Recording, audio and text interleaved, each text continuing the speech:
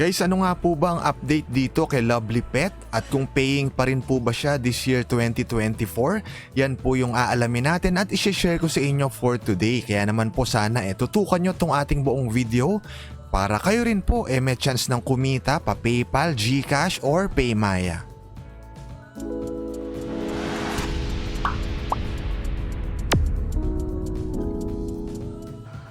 Dito po sa Rocket Media TV, nag-share tayo ng iba't ibang tips kung paano po kikita online gamit ang ating cellphone at kahit tayo po ay nasa bahay lang. Kaya naman, sana po ay mag-subscribe na kayo rito sa ating channel para updated kayo palagi kung paano po kikita online.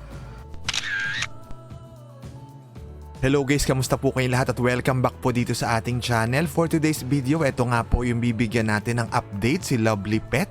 Kung mapapansin nyo, napakataas po ng rating nito sa Play Store. Patunay nga po yan na legit at paying pa rin po itong si Lovely Pet for this year 2024. So dito, para sa mga viewers po natin na wala pang Lovely Pet, so pwede nyo po siyang i-download sa Play Store gamit yung link na nasa description.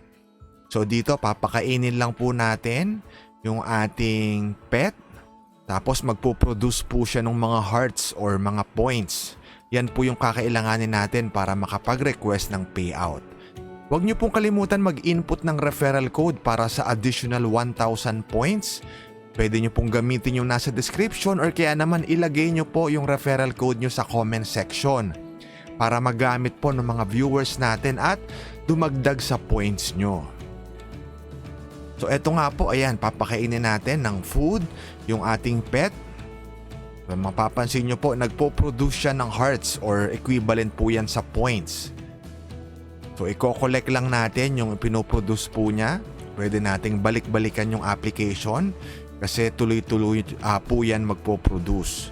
Paano ba tayo makakabili ng food? So kailangan po meron tayong gems. At para naman tayo makakuha ng gems, pwede tayong manood ng mga short video or advertisement at pwede rin tayong gumawa ng mga task. So mapapansin nyo po tayo nakaipon na ng almost 30,000 points. So kaya naman tayo magla-live na withdrawal request. I-tap lang po natin itong redeem. Tapos dito, currently po kasi down yung GCash nila. Kaya naman PayMaya po, 50 pesos, 12,500 points. Kapag 100 pesos naman, 25,000 points ang kailangan natin dyan. Siyempre, ang PayMaya parang GCash na rin po yan. So, pwede na rin natin yan ibayad sa mga store, sa mga convenience store. Pwede na rin natin siyang maipambili sa Shopee or sa Lazada. So, mapapansin nyo po, ayan yung mga withdrawal history natin. So tuloy-tuloy tayo nakakapag-request ng payout. Ito nga po si Lovely Pet ang must have na app sa inyong mga cellphone kasi po ayan legit at paying siya. Tapos mabilis lang po siyang makapag payout. So sa PayPal po ang minimum ay $2, 20,000 points ang kailangan nating gamitin dyan. Pero for now, since almost 30,000 po yung points na naipon natin, try natin i-request itong 100 pesos sa Maya. So 25,000 gold coins equivalent po sa 100 pesos. Ayan nga po yung i-redeem natin. So ito nga po yung ating live na withdrawal request. Sabi dito, ayan, successful na raw po tayo naka-request ng payout. At ipaprocess nila po yan at matatanggap natin within 3 business days.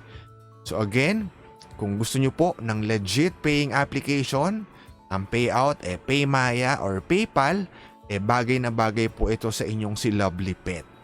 So kung gusto nyo pong i-download, nandun po yung link sa description ng ating video. At para naman po sa mga viewers natin na gusto makapag-payout sa PayPal, so ito po yung ating latest na natanggap na payout proof. Ayan, almost $2 galing kay Lovely Pet. So maraming salamat guys sa panonood. Kita-kita po tayong muli sa next video.